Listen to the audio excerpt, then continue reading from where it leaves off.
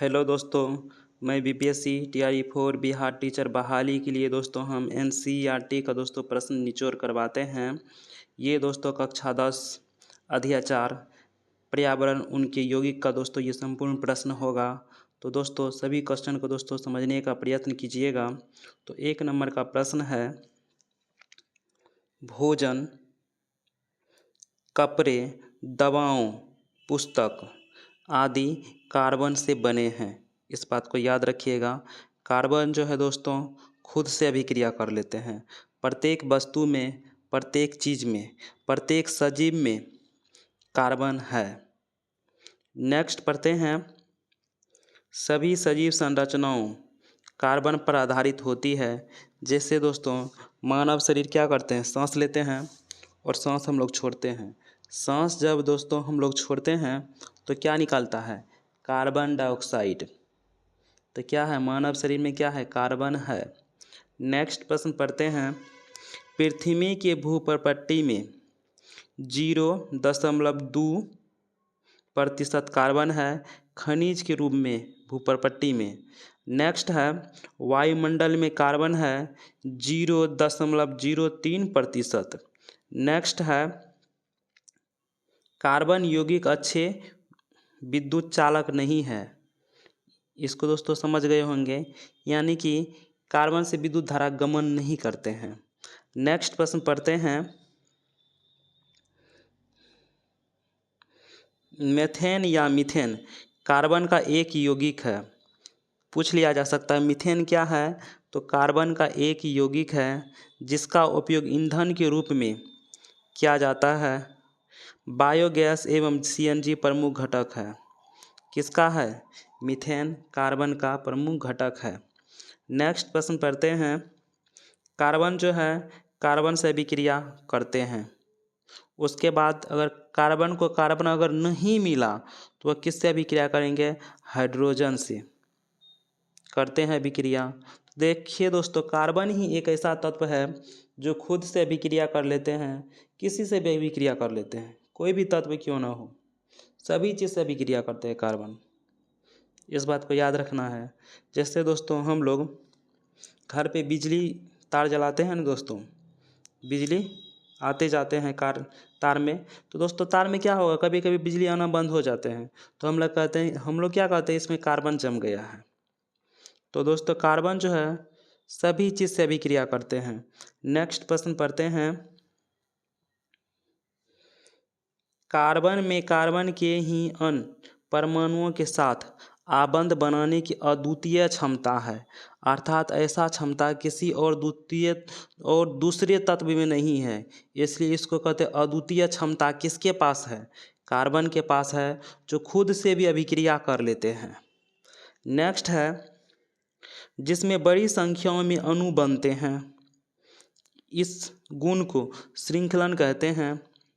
जैसे कार्बन के परमाणु संख्या कितने हैं, 6 हैं, 6 हैं, तो उससे अभिक्रिया करने के लिए कितना चाहिए, उसको संतुष्ट होने के लिए, संतृप्त होने के लिए और कितने चाहिए, 4 चाहिए।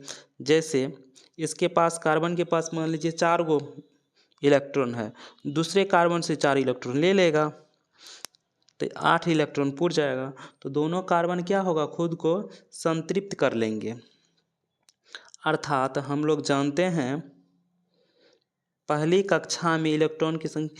कक्षा में परमाणु की इलेक्ट्रॉन जो होता है दोस्तों परमाणु में, उसमें 2 होना चाहिए। जैसे हीलियम की परमाणु संख्या 2 है, इसके पास 2 इलेक्ट्रॉन रहता है, तो इसलिए दोस्तों ये किसी भी तत्व से अभिक्रिया नहीं करते हैं। हीलियम, नियोन, आर्गन, क्रिप्टन, हेक्सन और रेडोन, जेनोन, इस सब के पास क्या है, इस सब के पास ये सब जो तत्व है दोस्तों, इनके तत्व के साथ इलेक्ट्रॉन की संख्या पूर्ण रहता है, इसलिए ये सब तत्व दूसरे अन्य तत्व से अभिक्रिया नहीं कर पाते हैं। लेकिन कार्बन के पास ऐसा नहीं है।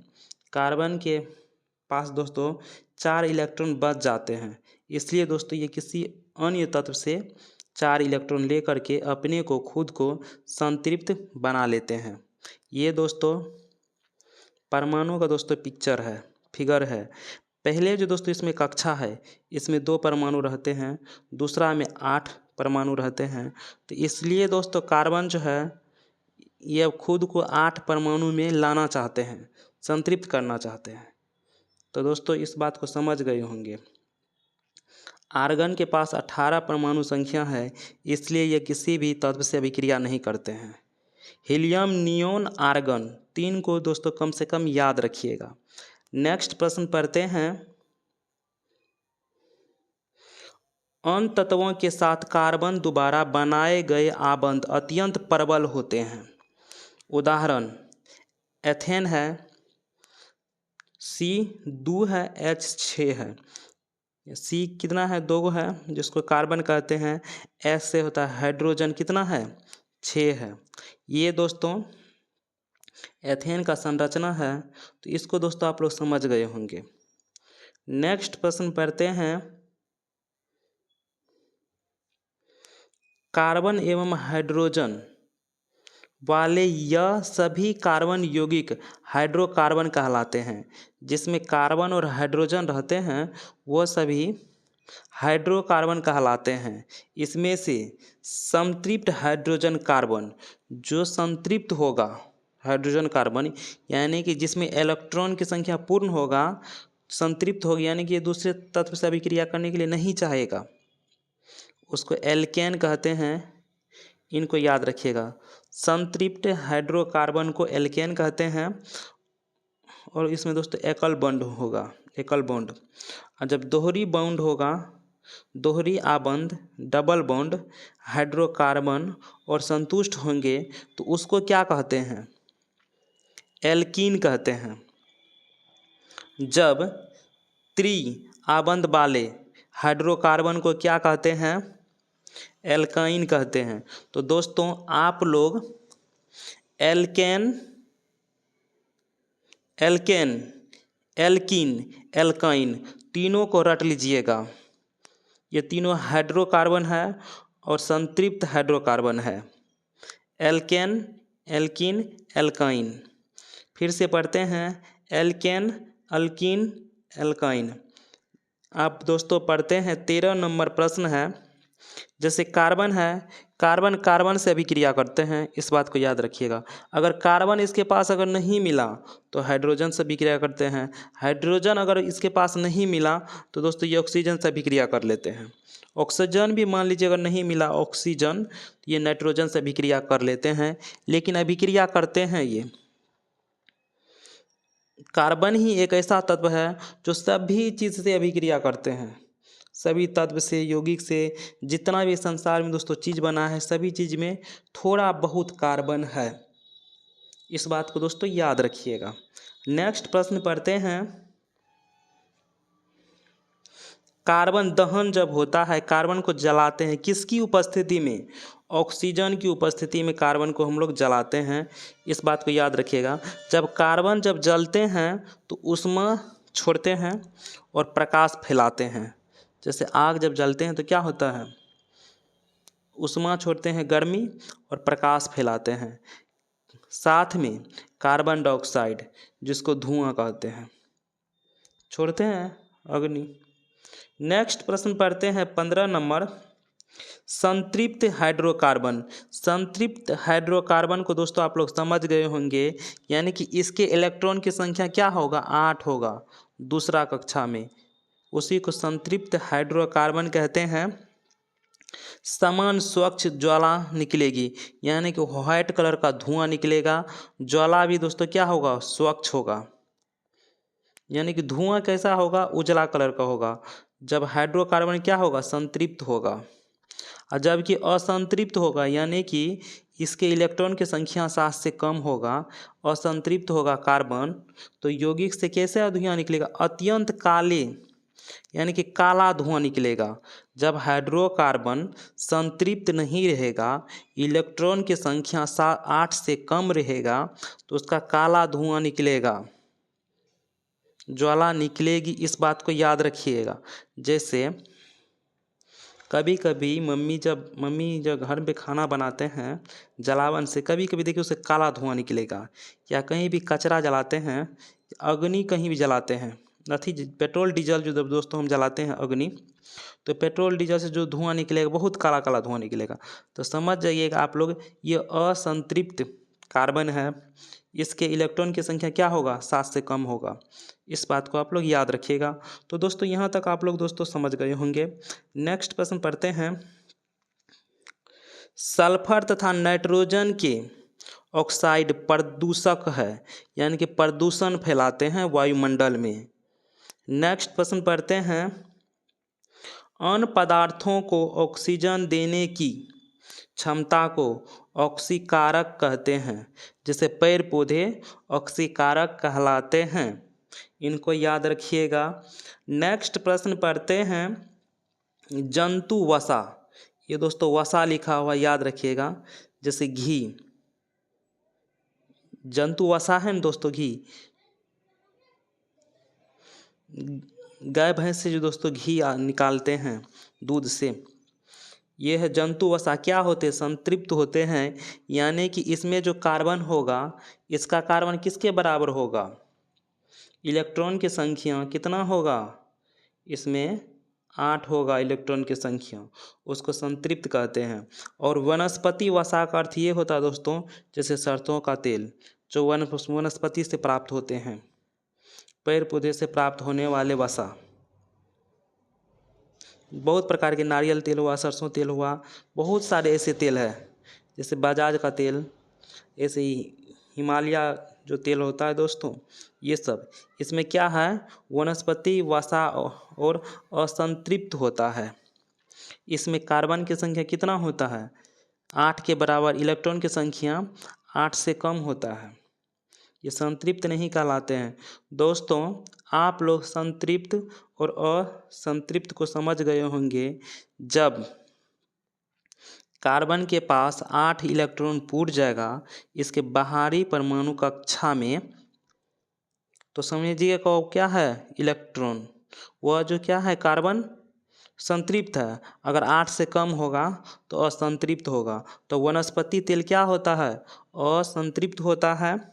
और जंतु का वसा जो होता है, जैसे घी हुआ, ये क्या हुआ, संतृप्त कार्बन के अंतर्गत आएगा। दोस्तों इनको आप लोग समझ गए होंगे। नेक्स्ट प्रश्न पढ़ते हैं 18 नंबर का। एथेनॉल को अल्कोहल कहते हैं, एथेनॉल को अल्कोहल कहते हैं। अल्कोहल को लोग दोस्तों पीते हैं, दारू बनते हैं अल्कोहल का, दारू शराब नशीला पदार्थ बनाए जाते हैं अल्कोहल से। एथेनॉल को ही अल्कोहल कहते हैं। जैसे दोस्तों आप लोग को कभी भी अगर डॉक्टर इंजेक्शन अगर लगाए होंगे, सुई लगाए होंगे, तो एथेनॉल दोस्तों रुई में लगा करके जहाँ दोस्तों सुई लगाएगा वहाँ पे टच करेगा, वो ऐसे डॉक्टर उसको साफ करता है, फिर दोस्तों यहाँ सुई देता है। ठीक दोस्तों समझ गए होंगे। तो एथेनॉल का दोस्तों वहाँ प्रयोग किए जाते हैं। जैसे कहीं भी ऑपरेशन होता है किसी का दोस्तों, वहाँ पे दोस्तों एथेनॉल का प्रयोग होता है। लेकिन उस जहाँ डॉक्टर जो दोस्तों ये सब का प्रयोग करते हैं, पहले क्या होते थे दोस्तों, मेडिकल में जो डॉक्टर रहता वही सब पी लेते थे, एथेनॉल को पी लेते थे, ताकि उसका दुरुपयोग करता था और इसका खमियाजा सरकार को भुगतना पड़ता था। एथेनॉल को ही अल्कोहल कहते हैं, इस बात को याद रखिएगा। और दोस्तों आगे पढ़ते हैं क्या लिखा हुआ है, इतना तक समझ गए होंगे आप लोग। एथेनॉल में मेथेनॉल मिलाया जाता है। अब दोस्तों उसको सुरक्षित करने के लिए, एथेनॉल को सुरक्षित करने के लिए मेथेनॉल मिलाया जाता है, जो दोस्तों एक प्रकार के जहर का काम करता है। इसलिए दोस्तों एथेनॉल में अब क्या क्या है, लोग अल्कोहल को दोस्तों पी जाते थे। जैसे कफ सिरप होता है दोस्तों, कफ सिरप में अल्कोहल होता है खांसी जुकाम सही करने के लिए। लेकिन जो लोग दारू का शराब का सेवन करते हैं, अगर उसको दारू शराब नहीं मिलते हैं तो वो कफ सिरप ही पी जाते हैं अभी भी। इसलिए दोस्तों एथेनॉल को मेथेनॉल जब मिलाया जाएगा तो वो दोस्तों क्या होगा, एक विषैले पदार्थ बन जाता है। और ताकि मेथेनॉल का कोई दुरुपयोग ना करे, इसलिए दोस्तों उसको उसमें जहर मिला दिया जाता है मेडिकल के क्षेत्र में, ताकि कोई भी व्यक्ति उसका दुरुपयोग ना करे। अल्कोहल का, मेथेनॉल का कोई भी व्यक्ति दुरुपयोग ना करे, उसमें मेथेनॉल मिलाया जाता है। तो दोस्तों परीक्षा में पूछ लिया जाएगा कि एथेनॉल में क्या मिलाया जाता है ताकि कोई भी व्यक्ति इसका दुरुपयोग ना करे, तो आप लोग टिक मारिएगा मेथेनॉल। ये दोस्तों इम्पोर्टेंट प्रश्न है, यहाँ से प्रश्न बनेगा, ताकि एथेनॉल का कोई दुरुपयोग ना करे। अगर दुरुपयोग करेगा, मान लीजिए जहर अगर पी लिया, जिसके कारण मानव शरीर के तंत्रिका तंत्र कमज़ोर हो जाते हैं। तंत्रिका तंत्र दोस्तों 1 मीटर का कोशिका होता है, मानव शरीर में है। ये तंत्रिका तंत्र दोस्तों एक कोशिका है, ऊतक है, जो 1 मीटर का होता है। और दोस्तों ये शरीर में जो भी क्रिया होता है उसको दोस्तों मस्तिष्क तक पहुंचाने का काम करते हैं। जैसे मान लीजिए दोस्तों कांट गड़ जाते हैं कांटा पैर में, तो शरीर को सूचना कौन भेजते हैं? यही तंत्रिका तंत्र। और जो मेथेनॉल पी लेगा उसका तंत्रिका तंत्र खराब हो जाएगा, ये व्यक्ति मर जाएंगे कुछ दिन के बाद। इसलिए एथेनॉल को सुरक्षित करने के लिए मेथेनॉल एक प्रकार के जहर मिलाया जाता है मेडिकल के क्षेत्र में। इतना आप लोग दोस्तों याद रखिएगा। शुद्ध एथनोइक अम्ल का गलनांक यानी कि गलने लगेगा 290 केल्विन। ये दोस्तों केल्विन लिखा हुआ पर गलने लगेगा। एथेनोइक अम्ल, इनको याद रखिएगा। नेक्स्ट प्रश्न पढ़ते हैं। एस्टर में गंध मृदु होता है, इसको याद रखिए। एस्टर में गंध मृदु होता है, इत्र तथा स्वाद उत्पन्न करने के लिए इसका प्रयोग करते हैं। इस बात को याद रखिए दोस्तों, यहाँ तक आप लोग दोस्तों याद रखिएगा। एस्टर, एस्टर को दोस्तों आप लोग याद रखिए। एस्टर का प्रयोग किस लिए किया जाता है? इत्र के लिए। इत्र किसको कहते हैं? शरीर पे दोस्तों लोग सेंट छिड़ते हैं ना शादी विवाह में, उसी दोस्तों सेंट को इत्र कहते हैं, जो खुशबू देता है। स्वाद उत्पन्न करने के लिए इसका प्रयोग करते हैं एस्टर का। नेक्स्ट प्रश्न पढ़ते हैं। एथेनोइक अम्ल कार्बोनेट एवं हाइड्रोजन कार्बोनेट के साथ अभिक्रिया करके लवण कार्बन डाइऑक्साइड जल बनाता है। इस बात को याद रखिएगा, ये दोस्तों आपसे पूछा जा सकता है एग्जाम में। एथेनोइक अम्ल कार्बोनेट एवं हाइड्रोजन कार्बोनेट के साथ अभिक्रिया करके क्या सब बनाते हैं? तो आप लोग बोलिएगा लवण कार्बन डाइऑक्साइड बनाते हैं, जल बनाता है, मुक्त करते हैं। नेक्स्ट प्रश्न पढ़ते हैं। कार्बोक्सिलिक अम्ल के सोडियम एवं पोटेशियम लवण है। बर्तन की तली काली क्यों होती है? बर्तन के जो दोस्तों तली है, जो नीचे वाला भाग, वो काली क्यों होते हैं? ईंधन पूरी तरह से नहीं जलने पर। दोस्तों जब मम्मी घर में खाना बनाते हैं तो आप लोग देखिएगा दोस्तों, कभी कभी उससे धुआं ज़्यादा निकलेगा। चूल्हा जो होगा दोस्तों उससे धुआं ज़्यादा निकलेगा। क्यों निकलते हैं? क्योंकि जो दोस्तों हम लोग ईंधन लगाते हैं लकड़ी, उससे होता है क्या दोस्तों, वो पूर्णतः नहीं जल पाते हैं, इसलिए दोस्तों उससे धुआं निकलने चालू हो जाता है। इस बात को दोस्तों आप लोग याद रखिएगा यहाँ से। नेक्स्ट प्रश्न पढ़ते हैं। दोस्तों ये चार्ट है 2 गो, ये दोनों चार्ट को दोस्तों आप लोग याद रखिएगा। जैसे दोस्तों एसिटिक एसिड जो है, एसिटिक एसिड, इसका गलनांक कितना होता है? 290, ये पूछा जा सकता है। इसका क्वथनांक कितना होता है? 391, ये पूछ लिया जाएगा। क्लोरोफॉर्म, इसका गलनांक कितना होता है? 209 होता है। इसका क्वथनांक कितना होगा? 324। इनको दोस्तों याद कर लीजिएगा। एथेनॉल, इसका गलनांक कितना होगा? 156 होगा, और इसका क्वथनांक कितना होगा? 351 होगा। नेक्स्ट प्रश्न है। मेथेन, या इसको मीथेन भी कहते हैं, मेथेन कह लीजिए, इसको मीथेन कह लीजिए। इसका प्रयोग ईंधन के रूप में करते हैं, ऊर्जा ताकि प्राप्त हो सके, और इसका गलनांक होता है 90, और इसका क्वथनांक कितना होता है 111। तो दोस्तों इस बात को आप लोग समझ गए होंगे। नेक्स्ट प्रश्न पढ़ते हैं। कुछ प्राकृतिक अम्ल जैसे सिरका में एसिटिक अम्ल होता है, संतरा में सिट्रिक अम्ल होता है, इमली में टॉटरिक अम्ल होता है, टमाटर में ऑक्सैलिक अम्ल होता है, दही खट्टे दूध और दही, खट्टे दूध को ही दही कहते हैं, दही में लैक्टिक अम्ल होते हैं, नींबू में सिट्रिक अम्ल होते हैं, चींटी के डंक में मेथोनोइक अम्ल होते हैं। इनको याद रखिएगा। कहीं कहीं पे फॉर्मिक अम्ल भी लिखा रह सकता है, तो आप लोग मेथोनोइक अम्ल में टिक मारिएगा। नेटल का डंक में कौन सा अम्ल मेथेनोइक अम्ल। नेक्स्ट प्रश्न पढ़ते हैं। इन सब को आप लोग याद कर लीजिएगा।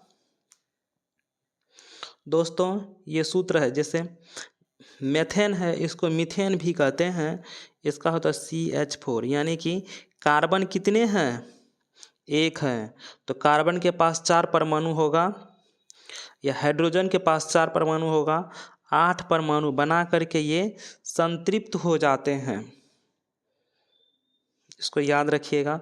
इसका जो संरचना ऐसा होगा, एथेन यानी कि C2 है, H6 है, इसको जोड़िएगा तो कितना पूरेगा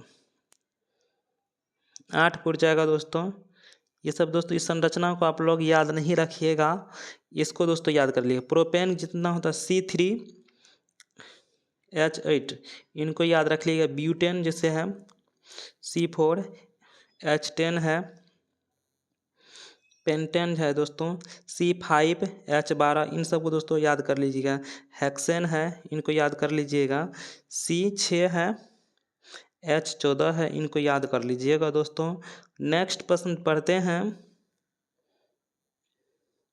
ये दोस्तों हीलियम है, नियोन है, आर्गन है, ये अक्रिय तत्व है, ये किसी से भी अभिक्रिया नहीं करते हैं, क्योंकि पहला कक्षा में दोस्तों इस सब के पास देखिएगा 2 इलेक्ट्रॉन है, दूसरा L वाला में 8 इलेक्ट्रॉन चाहिए, तो वह है इसके पास, तो ये अभिक्रिया नहीं करेगा, क्योंकि इसके पास जितना इलेक्ट्रॉन चाहिए इसके पास रहता है।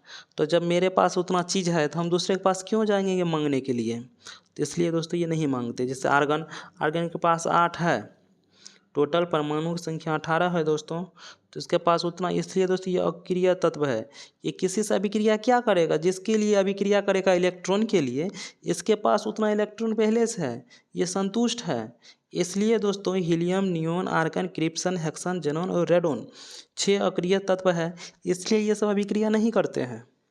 नेक्स्ट प्रश्न है, इनको याद कर लीजिएगा। सोडियम, मैग्नीशियम, ये सब के पास इलेक्ट्रॉन की कमी है, तो ये सब अभिक्रिया करते हैं, या तो किसी से इसे दे देगा या किसी को ले करके खुद को संतुष्ट रखने का प्रयत्न करते हैं। और दोस्तों ये धातु है, यह अक्रिय है, ये अधातु है। दोस्तों थोड़ा याद रखिएगा, अधातु रहेगा उसमें अंतिम में 9 रहेगा, जैसे नाइट्रोजन है, ऑक्सीजन है, फ्लोरीन है, फास्फोरस, सल्फर, क्लोरीन। दोस्तों ज़्यादातर जो भी अधातु रहेगा उसमें अंतिम में 9 रहेगा अधिकतर, और जो धातु होगा दोस्तों अधिकतर धातु में यम होता है, जैसे sodium, magnesium, aluminium, potassium, calcium, ये सब में दोस्तों यम होता है, इस बात को याद रखिएगा। नेक्स्ट प्रश्न देखते हैं, और दोस्तों इसको भी समझ लेते हैं। ये दोस्तों परमाणु है पूरा, परमाणु को दोस्तों भार कहाँ होता है, परमाणु का संपूर्ण भार इसमें नाभिक में होता है। नाभिक में दोस्तों प्रोटॉन होता है और न्यूट्रॉन होता है। प्रोटॉन के पास प्लस पावर होता है और इलेक्ट्रॉन के पास माइनस पावर होता है, इसलिए दोस्तों परमाणु जो है उदासीन कण है, इस बात को याद रखिएगा। ये दूसरा, पहला कक्षा है, इसमें 2 इलेक्ट्रॉन है, ये संतुष्ट होगा। तीसरा कक्षा में कितना इलेक्ट्रॉन होना चाहिए, 8 इलेक्ट्रॉन होना चाहिए दूसरा में, ये संतुष्ट हो जाएगा। तीसरा में 18 चाहिए या तो 8 चाहिए, ये संतुष्ट हो जाएंगे, या 32 चाहिए। तो दोस्तों इस सब को दोस्तों समझ गए होंगे। नेक्स्ट प्रश्न पढ़ते हैं अब। दोस्तों वीडियो हो गया है ख़त्म। अगर वीडियो अच्छा लगेगा तो लाइक कीजिएगा, सब्सक्राइब कीजिएगा, शेयर कीजिएगा, सपोर्ट कीजिएगा।